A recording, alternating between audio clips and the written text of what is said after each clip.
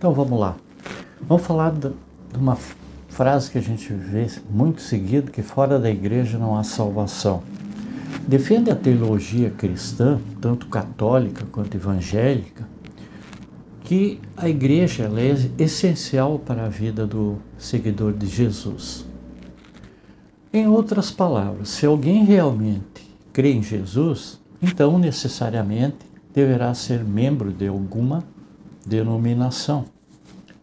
Então deixe seu like, clica no sininho, receba as nossas notificações. Para a teologia cristã, não é aceitável que alguém seja discípulo de Jesus e esteja fora da igreja institucionalizada. Dizem os teólogos, precisamente, se alguém verdadeiramente nasceu de novo, obviamente essa pessoa irá querer participar do corpo de Cristo, que é a igreja. E certos pastores evangélicos asseveram: se o crente ele saiu da igreja, é sinal que se desviou da sua fé. Então, nós vamos ver, e vocês podem ver lá no nosso canal outros vídeos que falam sobre esse judaísmo antigo. Para teólogos e líderes católicos e evangélicos, é impossível que alguém seja servo do Senhor fora da igreja.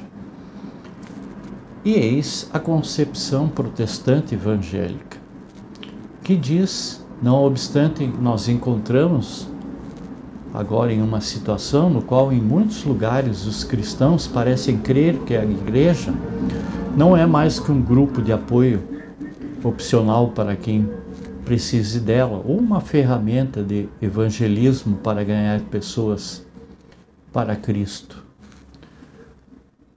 Numerosos cristãos consideram seu próprio relacionamento pessoal com Deus como sua igreja, e muitos outros consideram o seu pequeno grupo passageiro de estudo bíblico ou de estudo de oração como igreja, que muitos parecem acreditar que não há nenhuma igreja para eles.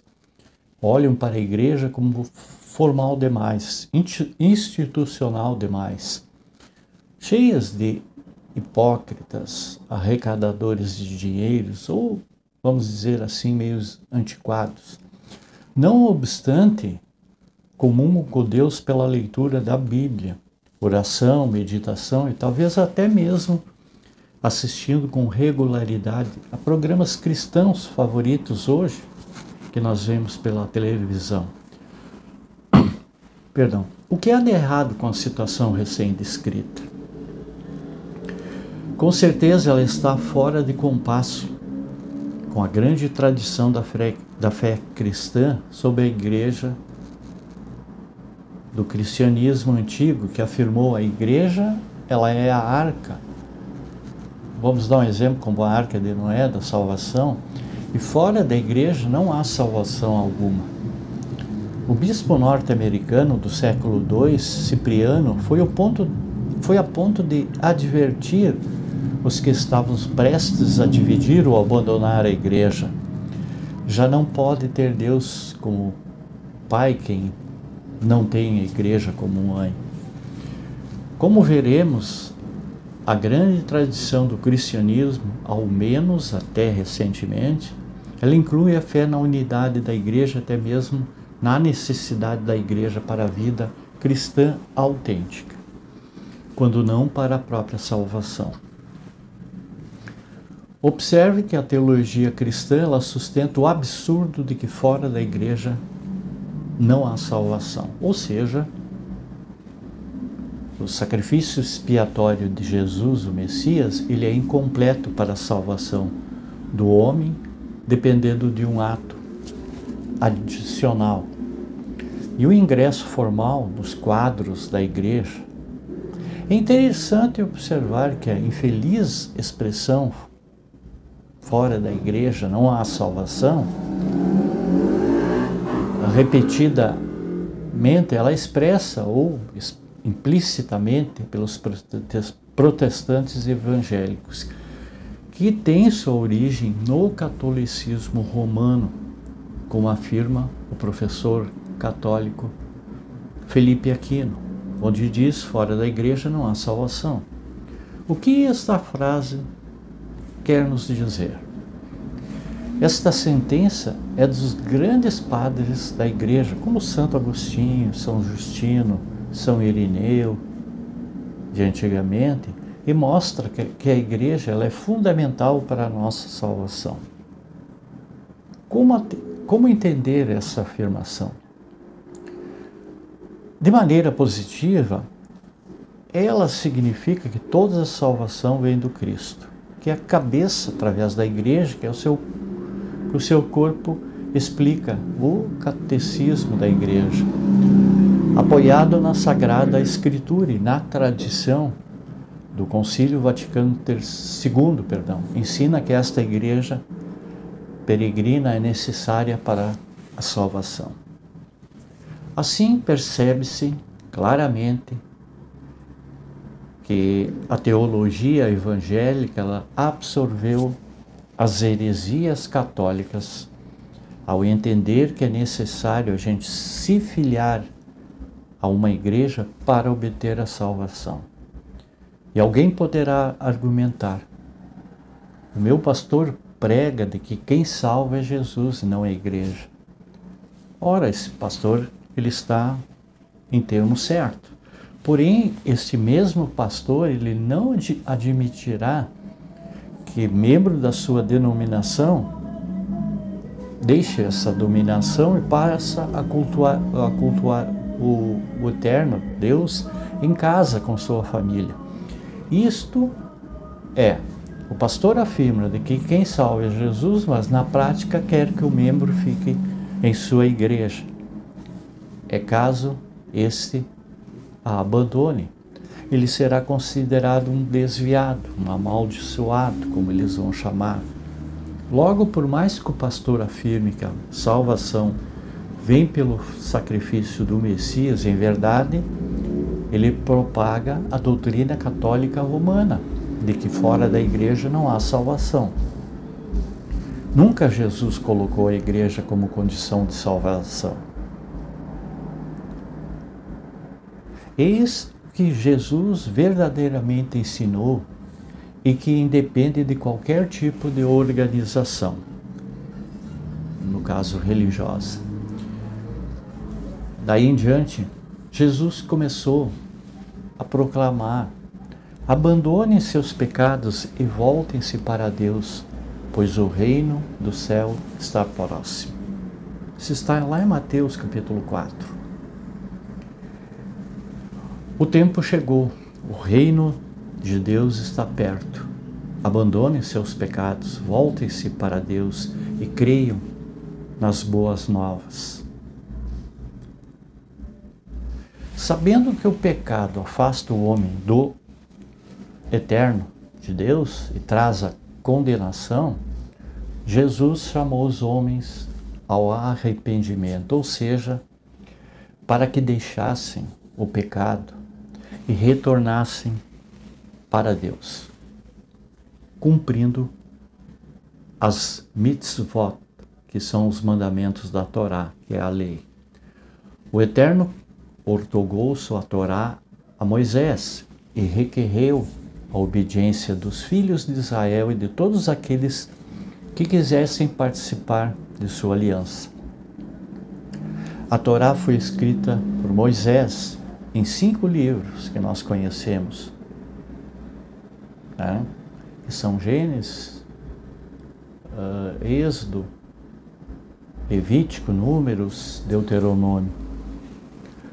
Quando Jesus estava na terra, ainda não havia a Brit Chadashá, que é a aliança renovada, que é o Novo Testamento. Então, quais eram as escrituras que deveriam ser obedecidas pelos discípulos de Jesus? A Torá. Assim deduz-se com clareza solar que o Messias pregou a obediência aos mandamentos da Torá. E muitos ensinam erroneamente que Jesus inventou uma nova lei, a lei do amor, resumida no amor ao Deus e no amor ao próximo, como a si mesmo. Resumido no amor do eterno e no amor ao próximo, nós vamos ver que não existe nova lei, visto que Jesus, ele repetiu o mandamento do amor que já estava escrito lá na Torá, a lei de Moisés.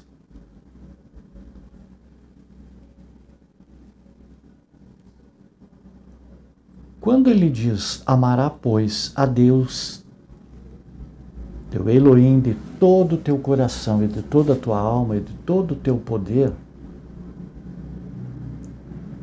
não te vingarás e nem guardarás ódio contra os filhos de teu povo, e amarás o teu próximo como a ti mesmo. Eu sou o Eterno. Jesus, ele não trouxe uma nova lei, mas tão somente ele relembrou esse mandamento do amor que foi dado por Deus a Moisés e que não era praticado. Assim, entrará no reino do céu aquele que abandona os seus pecados e passa a obedecer os seus mandamentos, escritos na Torá, havendo a remissão dos pecados pela fé no sacrifício expiatório de Jesus, o Messias. Não há nenhum ensinamento de Jesus que diz o seguinte mandamento: aceite-me como Salvador e seja membro da igreja para ser salvo. Vamos analisar outro ensino do Messias, onde ele diz: a árvore saudável não pode dar fruto mau, nem a árvore doente produzir fruto bom. Toda árvore que não produzir fruto bom é cortada e lançada ao fogo. Assim, vocês o reconhecerão pelo fruto, que todo aquele que diz, Senhor, Senhor, entrará no reino do céu, mas apenas quem faz o meu Pai Celestial deseja. Naquele dia, muitos dirão, Senhor, Senhor, não profetizamos em teu nome? Em seu nome não expulsamos demônios? Não realizamos muitos milagres em teu nome? Então eu lhes direi na cara, nunca os conheci. Afastem-se de mim, praticantes do que é contra a lei, a Torá. Vamos ver outra assertiva de Jesus. Quem confiar e for imerso será salvo, mas quem não confiar, ele será condenado.